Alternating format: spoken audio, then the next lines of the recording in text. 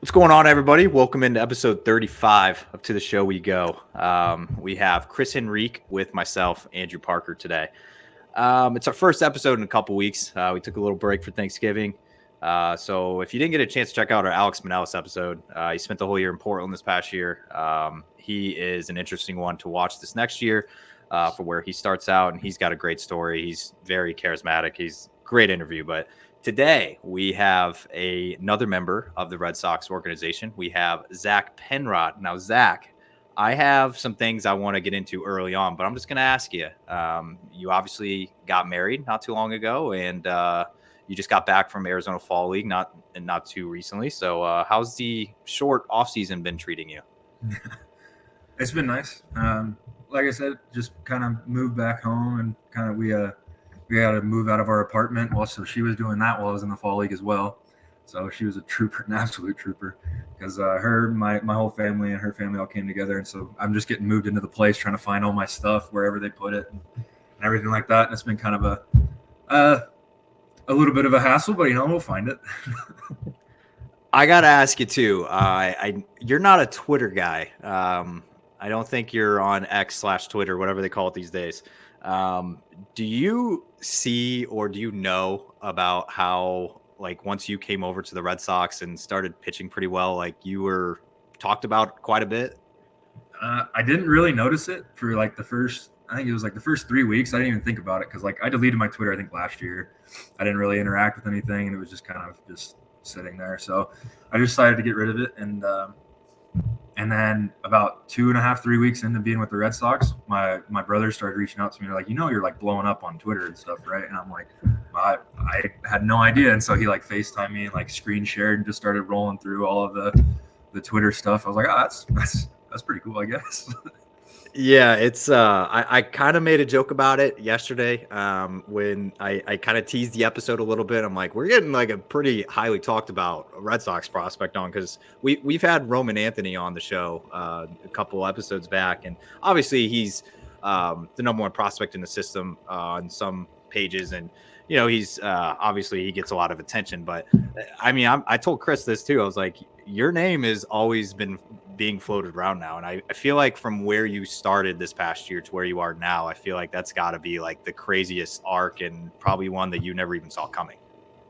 Absolutely not. No, at the beginning of the year, debating on whether or not I was even going to go to Missoula to play and finish my last year, to seeing my name, like they were talking about me on MLB Network. I thought that was pretty wild. I didn't think I'd ever get there, but getting used to it. I think slowly. I don't know. It's still weird every time I see it.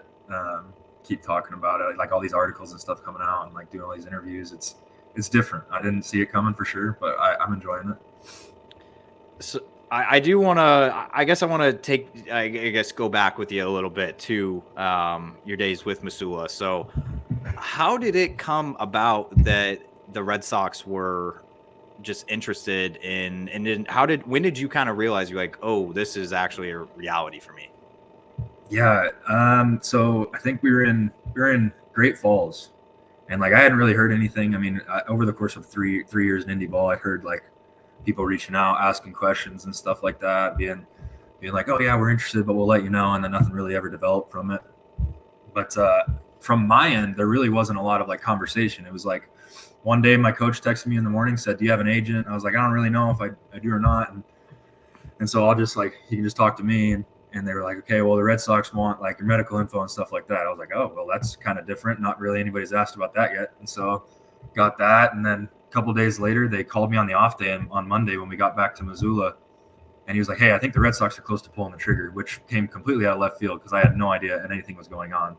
I didn't really know like the whole process until I talked to him. He came down to the AFL and talked to me a little bit about it. He said it was like a 3-week long thing. He was like battling for me going to war. So I appreciate him for that one. And like they called me on Monday the same time, and they were like, hey, we're really interested. Like, would you like a contract? And I was like, well, I'm really not in a position to say no. So absolutely I do. And so then I was like, okay, I'll have like a week. They'll reach out, give me like some time to like get things settled in Missoula before they fly me out. And it was like, no, next day, noon, Tuesday, noon, I flew out to meet the team in Winston-Salem. So it's kind of how it rolled. And you joined a team, obviously, that ended up winning a championship. So, what was it like, I guess, once you got to Greenville and got rolling a little bit? I just wanted to like kind of settle in and like show what I was capable of, like show like just kind of just continue playing the game and not try to intimidate myself or like being around, thinking of it being as a different level of competition, everything like that. I just kind of wanted to settle in and see what I could do. Luckily, I didn't have to pitch like the first day I got there. Like they gave me a couple days to kind of see what it was all about, and I pitched that Friday. But it was different. I mean, it was funny because I think we were on like an 8-game skid at that point when we were in Winston-Salem, and so I was in the elevator with Iggy, and he just looked at me and he goes, "Hey, like I promise we're not this bad." I was like, dude, I have me cracking up because like from what I seen, like there were close games, but like it was definitely a little tough going from the team in Missoula where we were just kind of used to winning and then going over there and we're like, okay, man, we got to figure it out eventually, right? I mean, it ended up paying off because obviously you're gonna get a ring out of being with your time in Greenville. Once that team got rolling though, and obviously like out of that skid, and I guess what was it like? I guess just going into the playoffs and being like, okay, like we're kind of a wagon right now. Yeah, I mean, I think like again towards the end of the year we were in Aberdeen. I think we lost 6 straight before going to the playoffs, and so like we were sitting there like, guys, like I'm glad we saved all the wins for the playoffs, but like could we not do it like this? I was gonna say, didn't you guys like sweep both series or something in the playoffs? Yeah, it's all about who gets hot at the right time. So being the pitcher that goes out and starts game 1, I kind of knew that like I needed to set the tone, set the pace, and just kind of being one of the oldest players on the team, I think I needed to try to just slow everybody down and like kind of just settle everybody in so we could roll through there. And I think it ended up going. I mean, the first inning was a little rocky. I think I walked the first 2 batters. No, I think I walked the first guy on 4 straight, and then kind of figured it out after that. But yeah, just tried to slow everybody down and settle in. I read in an article you did with the Boston Herald that you had said that when you first got there, you felt out of place. Why did you feel out of place? Because it was actually just like in relation to like facilities and stuff like that. Okay. Because I was talking about how I was in Great Falls, and I think it's like I don't even know, just a very cramped box of a clubhouse where everybody's got like a little tiny locker. And then I mean, it wasn't too much different when I got to Winston-Salem. My locker was actually in the shower. They gave me because there weren't any open ones, so I got the little handicap stall in the shower where I just had a box of stuff that they had given me. Man. And that was where I was at. But it was like when I got back to Greenville, like the facilities there were like immaculate. And like I just kind of walked in, I was like, this is way different and way better than anything I've had in the last 3 years. So like that was more what I was referring to. What was your thoughts on Greenville in general? Because every time we talk to someone who's played down there, it's been nothing but great things. What was your immediate thoughts of not so much like obviously playing for that team, but just the area? I actually liked it a lot. I remember calling my wife and I was like, hey, this could be somewhere like I could see us moving to. Because like we've been looking kind of like get out of there, go somewhere like this decently warm for most of the year. I don't know how it is obviously in the winter because I wasn't there, but like I really enjoyed it. And like the area around there was awesome. We found a couple good eating spots with the guys and I think it's a very nice place. I could see myself living there, honestly. I think it's very underrated it's very walkable. There's a lot to do downtown Greenville. And then obviously the stadium's not too far from like where that main, I've been there. I've only been there like a couple times, but there's like that area with like the red brick sidewalks and all that. I feel like it's not too far from like where a lot of the restaurants and stuff are. So very underrated city. Portland as well is up there, but I'm sure you will get to experience that next year. But so we kind of talked about you coming over and so you had some pretty good teammates whenever you were there in Greenville. I think you got there right after I think Roman Anthony was on the team when you were there. Yeah, he was there. He was there for a couple weeks. Okay, well, what was it like? Yeah, I know we talked a little bit off air, but he is a guy that's now ranked number 1 in the system. Like, I guess, what was it like playing with him and some of the other top prospects in the system once you got here? I thought it was awesome. I mean, I got to see like I got to throw to Teal my first outing, which was nice. Getting to know those guys was great. I was always impressed with Roman's at bats. It was incredible. Like his discipline and just his overall approach was always amazing.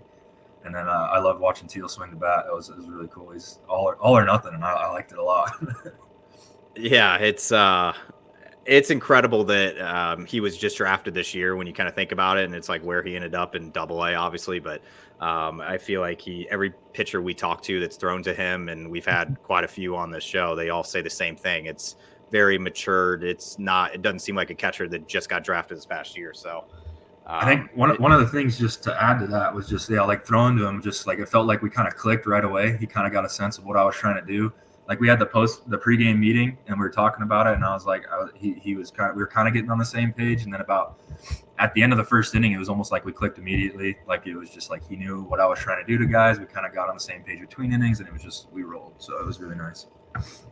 It's impressive to think about. We had Hunter Dobbins on the show not too long ago. He was in Double-A this past year, and Teal caught one of his games when he got up to Double-A, and I remember Hunter saying it was one of those things where it's like Teal had never caught him before. He didn't even get to catch a bullpen of the guy because he got called up, and it was Hunter Dobbins' day when he was pitching, and he's like, that guy had never caught me before, and we were already on the same page. It's crazy. He's like, that doesn't happen all the time. Like it usually takes a few starts or bullpens or something to like get used to. So that's hearing that, I think, is gonna, I guess, maybe give Red Sox fans a little hope in the future of like, hey, this could be the guy for the next 10 years. So it's always good to hear the pitchers that are throwing to him down in the minors with some good stuff. So I know we talked earlier that you're a very talked about guy on Twitter, and I feel like your name's always coming up. But for people that aren't familiar with you, so because obviously you're new to the system, just this past year. So what,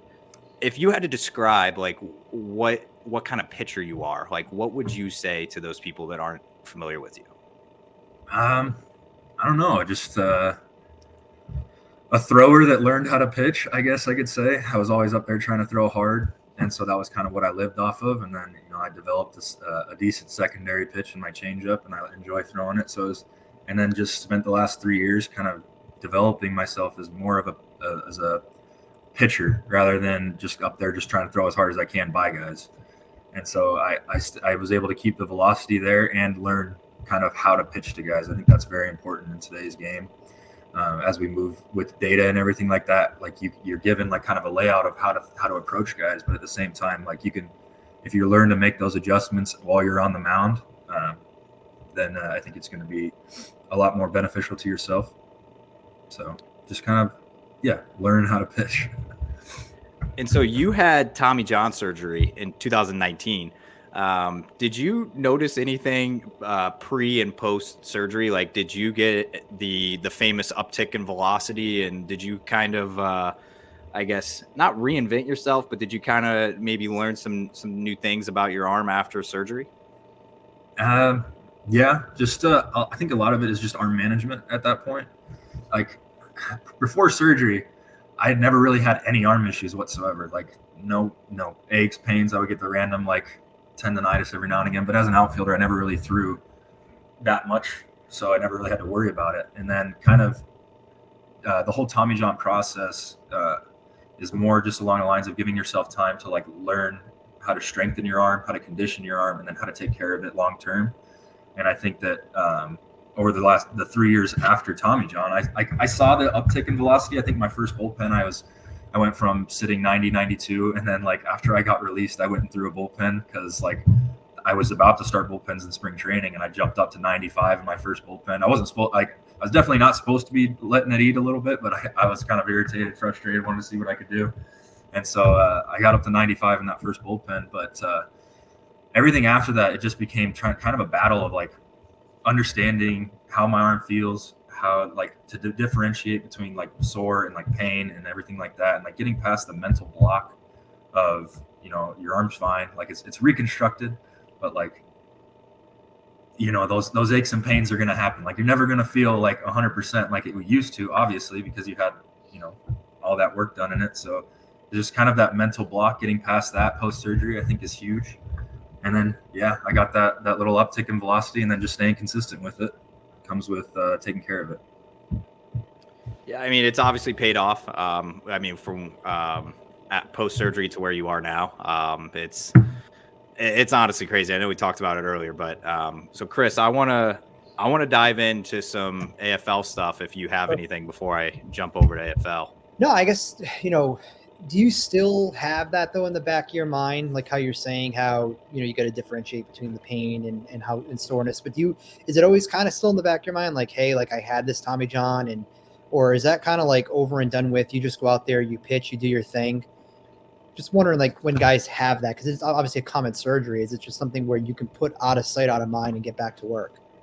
I personally, I think I have to, like when I go out there on the mound, like if you have any type of like, I don't know what the word I'm looking for is, but like reservations about going out there and throwing it the best you can every single time, then you're not going to be like at your 100%. Like you kind of got to like, especially with a big surgery like that, like you kind of just need to like in the moment, just don't think about it. Like like if it's going to go again, it's going to go again. So like, there's no point in letting yourself bother with it. I think post start, you kind of like feel that next day and you're kind of like, okay, here we go. Like kind of evaluate how it's going to be throughout the week, what I need to do a little extra of like, okay, like, and again, like understanding your arm and like getting a feel for that comes with time. And so I'll like evaluate the next day after my start, like, okay, how does it feel? Like, is it sore? Like, all right, where is it sore at? Like the different areas, like forearm, taking care of that. And then, yeah. So, I mean, in the start, no, it's definitely not there, but like post start, like when it wake you up in the middle of the night, cause you're like pretty sore, you're like, okay, yeah, I need to take care of myself a little bit more this week. So. Yeah, interesting perspective because we actually have another interview tonight, and it's after this, and it's with Taylor Broadway from the Red Sox, and he just had Tommy John probably a month ago, so he's early on in the recovery, and I'm sure he's obviously in a very interesting spot, I guess, because he had never gone through that before, and I'm sure it's just not a fun situation to be in, but it's just one that you got to deal with. So. I know he's going to come back even better. So, all right, I want to jump into some AFL stuff. I knew you were you did well in the AFL. I didn't realize you did that well. Can you talk about, I guess just first of all, just what was it like being in the Arizona Fall League with a bunch of guys that are pretty much like going to be playing in the bigs one day? I thought it was awesome.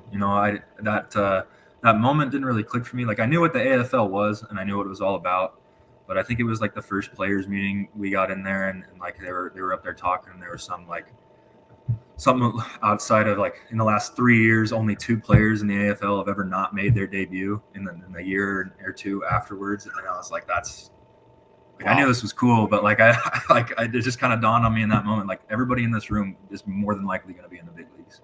And I think when that moment of realization hit, I was like, this is wild. Like the fact that I went from where I was at to start the year, getting picked up and then being able to do well and then to find myself there, just kind of, I just couldn't help. I was like smiling the whole time sitting in the players meeting. Like everybody was like, I mean, they obviously going through those meetings is never an incredibly enjoyable time, 5 hours sitting in those chairs. But like, I was just like those moments where you just think to yourself, man, I'm right here. Everybody in this room is a dude. Like, this is going to be awesome. You had some good teammates from the Red Sox organization that joined you. And I feel like fans, for the most part, got your good teammate, Christopher Troy, definitely let a lot of people in to kind of see what was going on. And he's been very big on social media. I don't know if you knew that. I'm sure you did. But he's pretty much become like a star on Twitter and Instagram and everything. But what was it? I mean, it seemed like you guys were pretty close, like you, Hickey, Troy, just all like Wyatt Old. So it's all those guys.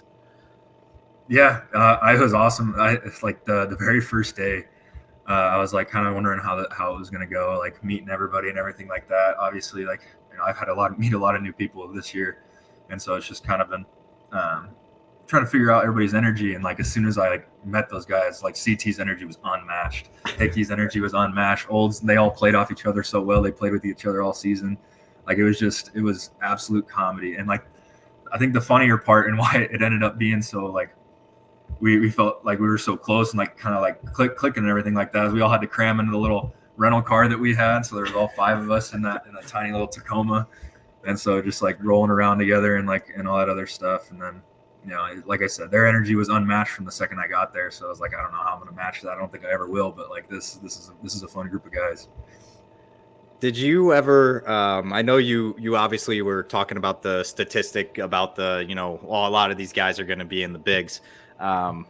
Your stats were great. You made 4 starts, and I mean your numbers were great. So did you I guess when you were on the mound though, were you kind of like every single guy that comes up to steps in that batter's box that you're just like all of these guys are just insane prospects, or they're obviously everybody there, like you said, they're all dudes. It's like they're there for a reason. So did you ever think when you're on the mound, you're like, oh man, like this is some of the best competition I faced? I think the first time I thought that, like I was trying to put it to the back of my mind, I was like, I don't want to, like I said, I don't want to intimidate myself and like go out there and like suck, especially because I had that first start of the AFL in where was we were in Salt River. And so I had that first one. I was like, I don't even get to sit and like watch anybody else do this. Like I got to be the first one thrown to the flames. Like this will be interesting. And I put it to the back of my mind for a little while. My bullpen before that game was definitely atrocious. It was all over the map. But like got in, settled in that first inning. And then I think it was like the 3-4 guys came up, and I was like, I think I remember hearing this guy's name or like a time or two, like all this other stuff. But like I said, I think the first outing, getting that one done and like doing as well as I did kind of helped me settle in.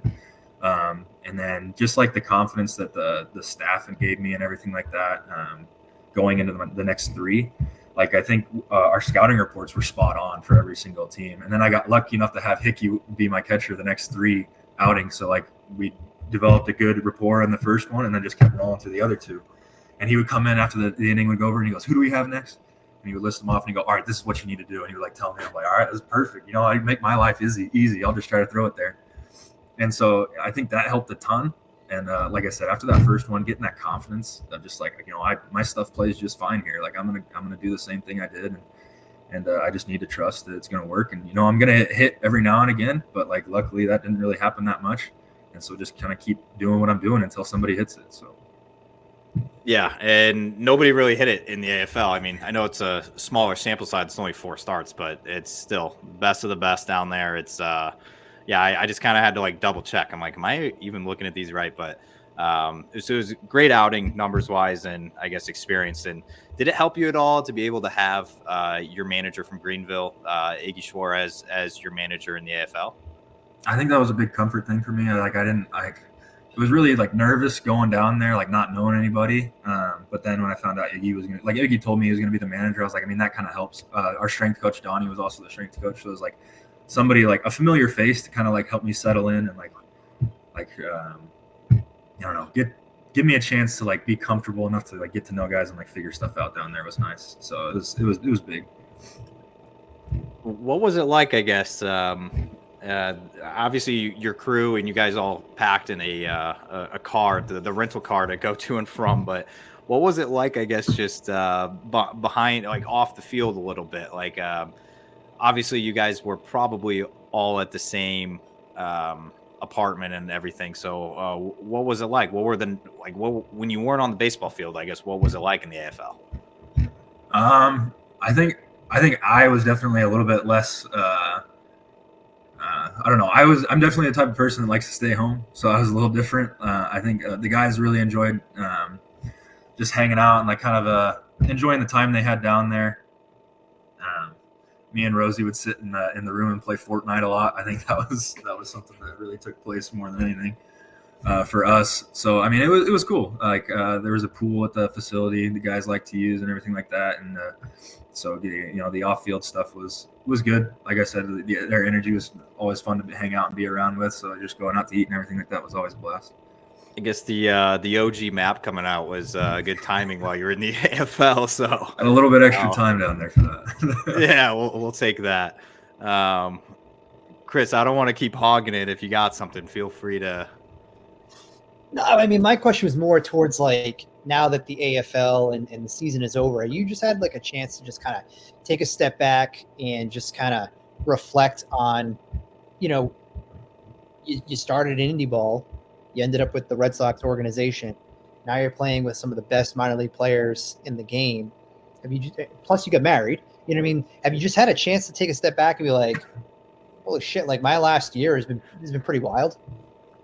Yeah, I think that's why I needed a few weeks when I got home. I was like a little overwhelmed. I like sat down and I got here and I was like, okay, I can take a breath. Like I took a deep breath and was like this was flipping cool. Like this was awesome.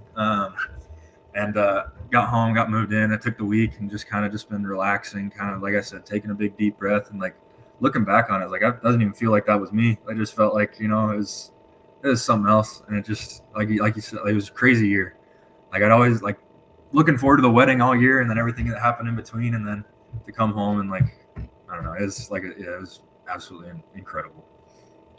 How did you do like all of that? Like so. Yeah, you had to leave for a weekend to go get married. I think I saw. So like, how was?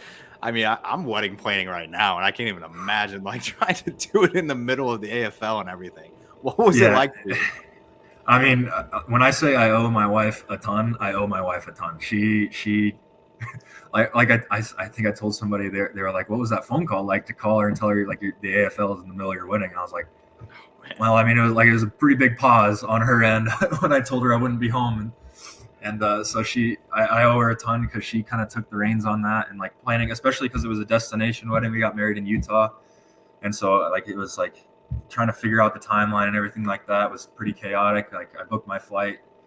I think I left Thursday night, flew into Boise at like 1 a.m. because we got delayed.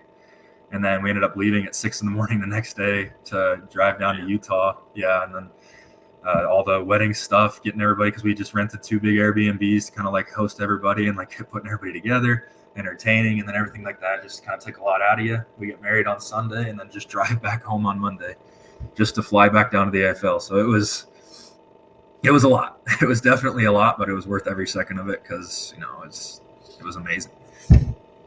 I can't even imagine, man. It's I know I had messaged you at one point. I'm like, do you want to like wait a couple of weeks after you get back? Because I knew it was one of those things where you were just on a roller coaster, man. That's insane. Like I said, I'm wedding planning right now, and my wedding's not for another like 10 months, and I'm already like stressed out about it. So I couldn't even imagine just like on the fly having to do all that. So that's kudos to you for that, and kudos to the wife as well, obviously. They're the real MVPs here. All right. So I don't want to like, I know you're probably not thinking about this, but I have to ask because you have been, I've seen a few spots where your name has come up. It's Rule 5 draft season, obviously, with that coming up. Your name's been floated around. Have you any thought on that? I mean, I know probably, maybe not, but is there just been any thought that you're like, I could be taken in that? Yeah, I was shocked to find out that I was even eligible. Like, I think my agent ended up calling and talking to them. They're like, yeah, they're going to count the 2020 season. I was like, okay, that's cool. Does that mean I'm eligible this December? Because I think it was on my Baseball Reference. I was checking when I was in Greenville and it says eligible. I was like, I don't think that's right. That can't be right.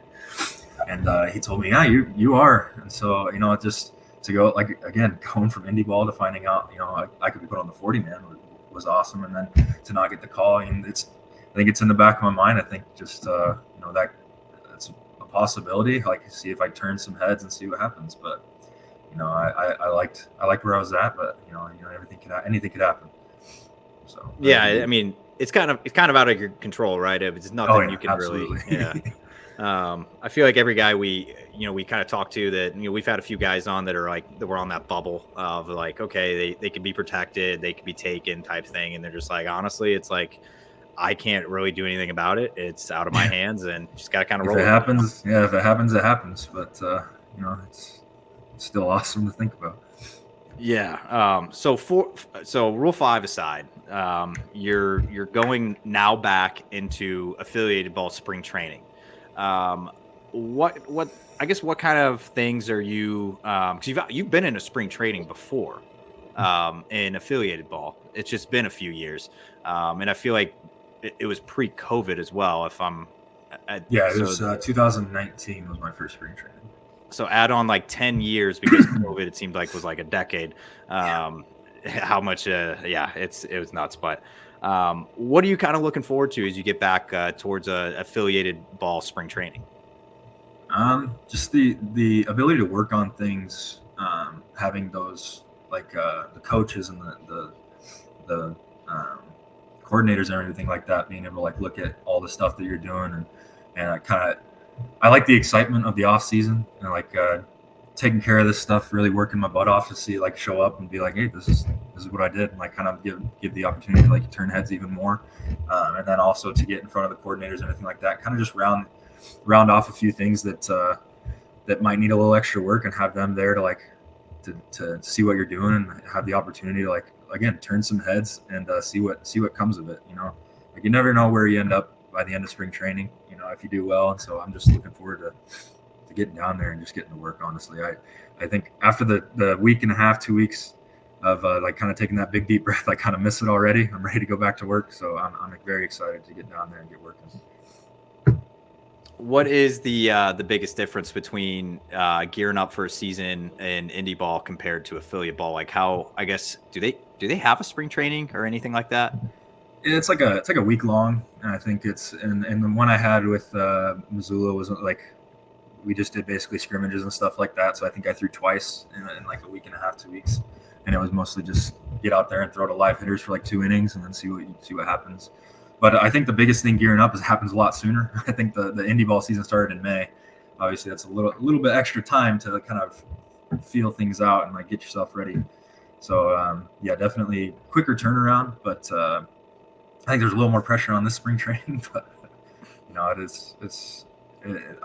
off seasons are always my favorite time, because I get to be home and taking care of training and stuff like that, and really get to be around my family and everything like that, and that always helps with mental health and everything like that. So absolutely. You said that was your first time being on the East Coast, right? When you said you were in Greenville. Mm-hmm. Was it? I mean, I know we talked about it earlier, and I obviously Greenville's a great place and everything, but and I know you were saying about being out of place just with the facilities and all that, but was it obviously did it take a toll mentally, just being all the way across the country from the future wife at the time, but the family and just everything for the first time kind of being so far away? Yeah, because in Missoula, I think I was 8 hours away, which was far enough. It felt but also to add the wedding planning and stuff like that on top of it, there's a lot of trying to organize phone calls and stuff like that with the 2 hour difference, and then also having to be at the field for most of the day and get planning and stuff done. It was a headache for sure. There's a lot of stress, but handling that, it was like I said, it was tough being out there, and it definitely was a lot harder than being in Montana. But you kind of figure it out. I've moved around a ton in the last 5 years, and so we've kind of and majority of our my wife and I's relationship was long distance, and so we have a pretty good wrap on it. It's not fun, but we've kind of figured it out, and having that experience kind of helps in that regard too. But yeah, it wasn't terrible. And so you grew up in Idaho, correct? Yes, sir. And so you live in Montana now. No, I still live in Idaho. I've lived here my whole life aside from college, so I'm in Nampa right now. Okay, so I've never been to Idaho. I don't think Chris has ever been to Idaho. I don't. Well, I never thought of it. You think about it, right? But it definitely is one of the states where you're just a lot. I would almost be willing to bet that at least 9 out of 10 people you would ask in the Northeast probably have never been to Idaho. I'd be willing to assume. What do you do for fun out in Idaho? For fun? Oh, I don't know. I mean, it gets cold out. You don't really want to leave. And yeah, so I mean, it's like that here too. Stay at home a lot. I don't really know. There's one of the good things about Idaho is you're not really far from anything. I think we're 2 hours from the mountains. If you wanted to go up and do that kind of thing, go rent a cabin or something, that's up there. One of the things that when I usually work in the off season, I work with my dad, and he does a lot of work out of town and stuff like that. So I get to go see all the mountain towns and stuff like that, which is always great. And then there's a lot of outdoor stuff to do. But other than that, I mean, if you're an outdoorsy person, this is the place for you. But does it resemble Yellowstone at all? Oh, no, not here. This is more of a high desert. It's a little more barren. I had to ask, but I will say I just moved to a place. I would say I don't know much about Idaho, but I think I live in New Hampshire now, which I would say it's, you got mountains up north. It's still connected to the ocean, so you have the ocean, not much of it, and you still have like some towns. So it's like you're kind of close. I've heard somebody describe this state as that you're close to everything. Like you have a little bit of everything. So I'm like, if you ever you find yourself playing in Boston one day, you want to find a place to live that reminds you of home, go to New Hampshire. I love the state. It's great. But all right, Chris, what do you got? I got a couple more one-offs before we kind of wrap things up here. Like off the wall now, like off the baseball agenda here, or wherever your little heart wants to take this. Well, I mean, you talking about, because Andrew's like, what's there to do in Idaho? Are you a hunter? Are you an outdoorsy type person? Have you just always been sports? What's your background like when it comes to that? It's been pretty much baseball. I have 3 brothers, and we've all played, and so our lives have pretty much revolved around it. The entire time. Like my dad has coached every single one of us, and so it's a lot of late nights at the field, a lot of summers where you're just pretty much at the field the whole time. So, if we love baseball, and we still, that's kind of what our lives revolved around. So I'm trying to get out there and get a little bit more stuff done now that I have the opportunity to. So like I said, I do like to go up to the mountains and stuff like that. That's kind of, I like to explore a little bit more. I think this year my wife and I visited 3 different national parks, which was huge for me because I'd never been to any of them. I didn't travel a ton. So we went to Glacier when we were up in Montana, which was awesome. Like I would 100% recommend that place. It was immaculate. And then, we went to Grand Canyon and Zion. So I definitely would like to be an outdoorsy person. I'm not a hunter. My dad never really got me into that. Never really something I did. Not me either. So we're good there. So, I mean, I like to hike and everything like that. It's just finding a time where it's not, you're going to freeze your butt off. That's the hard part. All right. Well, I've asked a question to every prospect that comes on here, but I don't know if I'm going to ask it this time because I want to ask you. I want to kind of like maybe modify it. So there is a certain fast food fried chicken chain that I live and die by. It's a very southern thing, I think. I mean, I kind of grew up in St. Louis, so I'm not like south, I guess, but kind of is. I don't know. It depends where you are, I guess, on the map. I guess Missouri might be south to you, but I guess some other places it's not. But all right, that's beside the point. So I've asked everybody because there's been, obviously in the Red Sox system, there's a lot of southern guys, but I kind of want to ask you, like, at first, like, what kind of chains do you have up there, like food chains? Pretty much have all the big ones. I mean, we're actually just getting an In-N-Out. That's the most recent one that's moved up here. It's opening up probably, I think, next week actually in Meridian. So that's huge. I think we're going to get a Raising Cane's in Boise here soon. So, I mean, we have majority of them. We don't really have like Whataburger or anything like that. So, but yeah. So, I mean, majority of the big ones, I don't know. I was going to ask you that. I was going to say, Andrew, you're making it sound like Idaho is like a freaking third world country. No. Though people make Missouri seem like that. Wi-Fi out there, like I feel like that's like a pressure that's coming out. Like we just got our first road paved the other day. The reason why he's asking that, and I'm going to ask it for Andrew, is Andrew is a huge fan of fried chicken, and Andrew would like to know, what is there a certain spot? You mentioned Raising Cane's, but is there a certain place you'd go for your fried chicken sandwich or whatever it might be? Is there a certain chain? I mean, I love Chick-fil-A. You can't really ever go wrong with Chick-fil-A. But I think Cane's, if we're going with chicken strips, that's probably my favorite place to go to. Just because I think one of the things I like about it the most is they don't have it in Idaho. So getting it when I was in Arizona was always a must. So that's why I liked it so much. I think that's why it holds a special place. Like if I had it all the time, it might be a little different. But yeah, I'd say probably Chick-fil-A. Get my Chick-fil-A sandwich. Okay, the right answer was Zaxby's. You probably never even had it, so I have not. See, I think I saw a few of them when I was in South Carolina or North Carolina, but I never even went to one. So it's all right. There's one. I think I mapped it. There's one a less than 10-minute drive from JetBlue down in Fort Myers. So give it a shot. Yeah, when we had Alex Manellis on last time, he's a Zaxby's guy, and he said he would go to that one frequently. So, all right, yeah. I mean, I'm not gonna hold it against you. It's more they don't have a chain. I think higher than maybe Virginia. I think might be the Yeah, I farthest was gonna north. say every time it's not Yeah, anywhere up here. it's okay. I'm not gonna hold that against you, but that was the right answer. And when you are in Fort Myers, please, please, please get that. And I'm sure there will be guys that do get it on the team. So, or just ride with Benellis. I don't know. Just tell him I sent you. All right, sounds good. All right. Well, you've given us 40 minutes of your time. I have one baseball related question to end it on. Chris, do you have anything on the bench here? Anything to end it on? It can be baseball or anything. I mean,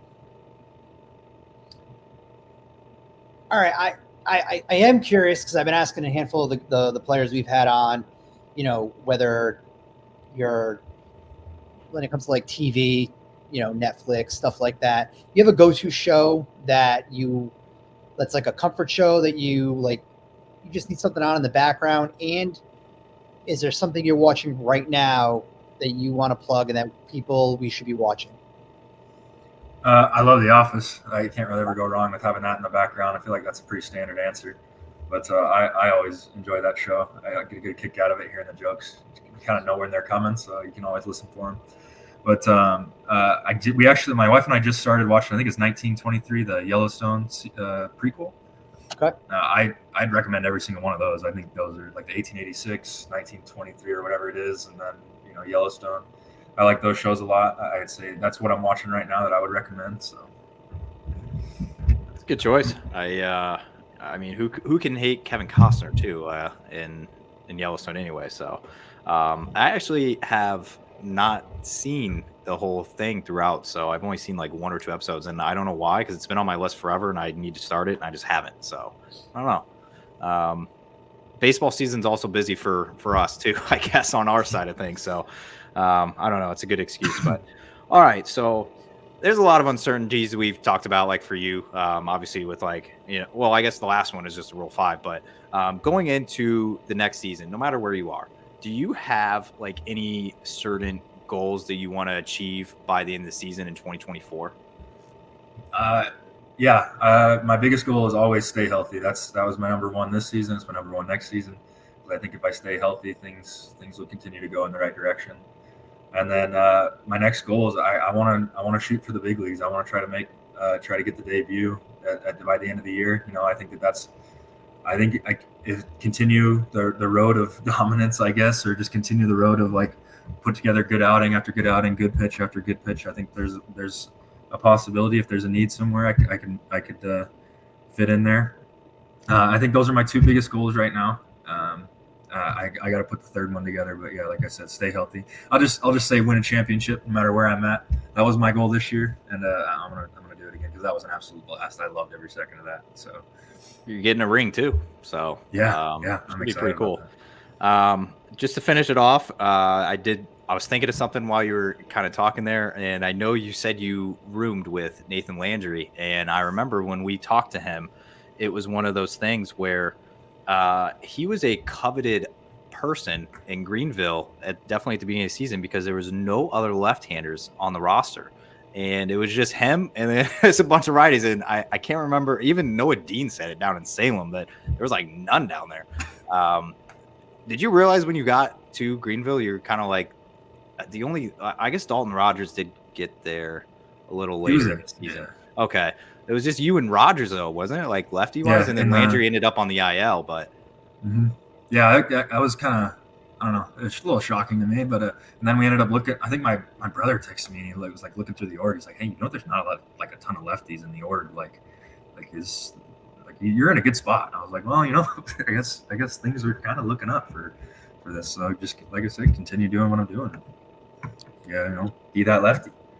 Yeah, oh, sorry, Chris. Go ahead. I was gonna say, like, I know a lot of times too, like, players, you don't really always get wrapped up when front office makes changes and stuff like that. And now that Breslow is in charge, someone who, former player, left-hander, values guys that throw hard, throw strikes, things like that.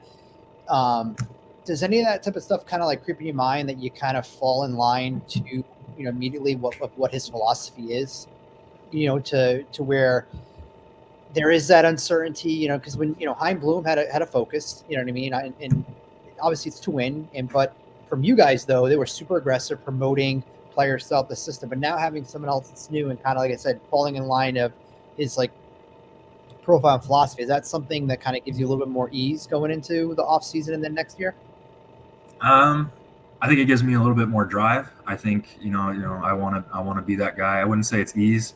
I mean, I'm always like, I know how quickly things can turn, and with an affiliated ball and everything like that. It's I just want to go out there. I think my biggest goal is to go out there and put together good start after good start, and then see what happens after that. Like if I end up having to be that person that they want to call on, then I will do everything in my power to make sure that that's the right decision for them. And so I don't think ease is the word I want to put in my mind, because I don't think I ever want to try to relax at any point. I think a certain amount of stress is good, keeps you focused and motivated. And so just put together good starts and see what happens. Well, Zach, you gave us a ton of your time. We definitely appreciate it. Sure. I know that Idaho has Wi-Fi and everything now, so that's clear.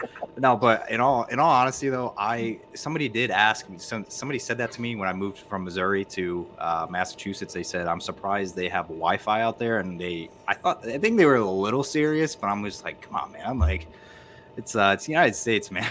we're up at the time. I definitely get double takes every time they ask me where I'm from, because they're always expecting probably the standard answer, like Texas, California, or something like that. And I'm like, "Oh, where are you from?" I go, "Idaho," and they go, "What? What?"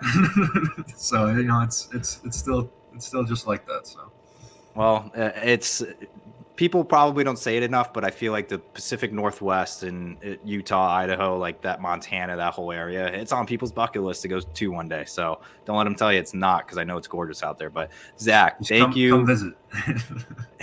I mean, this is a free ad for Visit Pacific Northwest, but I don't care. But Zach, thank you for joining, and we're definitely going to be looking out for you towards spring training and as we start the season. But thank you for your time. That's good. Thanks for having me. Appreciate it.